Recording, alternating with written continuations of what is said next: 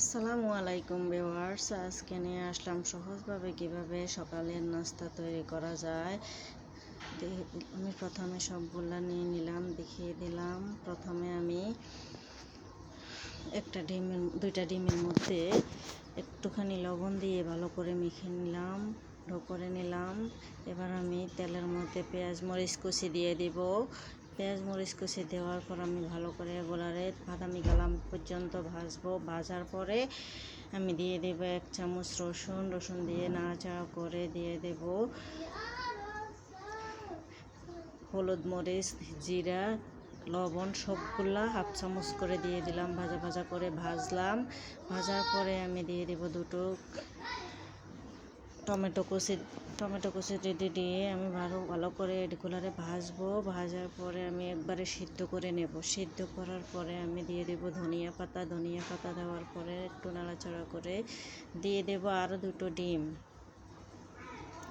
এবার দিয়ে দেব দুটো ডিম দিয়ে এবার আমি এগুলারে ভালো করে ভাজবো, যেন একটু পানিও না থাকে, পানি থাকা যাবে না। নাড়াচাড়া করে আমার ভাজা হয়ে আসছে। এবার আমি ভেজে নিলাম। এবার আমি উঠিয়ে নেব। উঠিয়ে অন্য একটা বাটিতে নিয়ে নিলাম।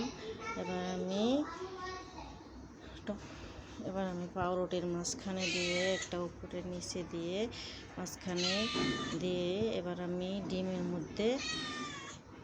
ডিমের ডোটাতে দেব। ডিমের ডোটাতে ভালো করে চারদিকে দিয়ে এবার আমি দিয়ে দেব টোস্ট বিস্কিটের গুঁড়োর মধ্যে। এবার ওইটাতে আমি ভালো করে চেপে টোস্ট বিস্কুটের গুঁড়া মেখে নেব।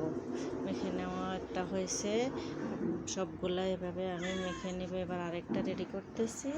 আরেকটা রেডি করা আমার হয়েছে। এবার আমি ডিমের ডোতে দিয়ে দেব।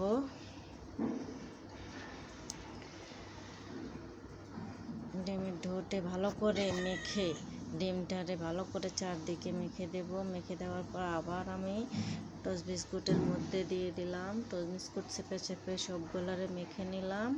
এবার আমি সবগুলারে মেখে নিলাম। মেখে নেওয়ার পরে আমি ভাজতে যাব। সামান্য একটু তেল দিলাম। ডুবা তেলে ভাজা যাবে না, কারণ ডুবা তেলে ভাজলে ছুটে যাওয়ার সম্ভাবনা থাকে, তাই আমি অল্প তেলে ভাজবো। এগুলারে ভাজা করে নেব। ভাজা হয়ে গেছে, সবগুলো ভাজা আমার হয়ে গেছে। এবার দেখেন অনেক তুলতুলে নরম হয়েছে এবং খেতে অনেক টেস্টি হয়েছে।